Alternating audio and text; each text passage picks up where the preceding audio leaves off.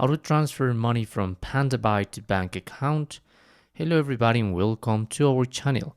Today you're gonna learn how you can transfer some money from pandabuy.com into your bank account. So please watch till the end to properly understand the tutorial.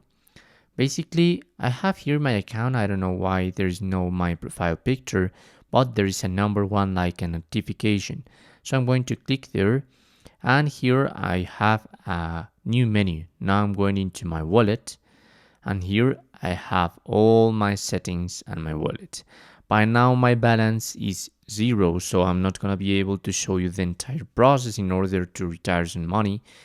Indeed, when you wanna withdraw some money, here there's not just one button like this top up, but another one. Let me show you this with this screenshot, and you must click on that other button in the white button and to continue the process in order to refund or to receive again your balance into your bank account. And that's how you can do it. That's how you can transfer money from Pandabuy to your bank account. Thanks for watching.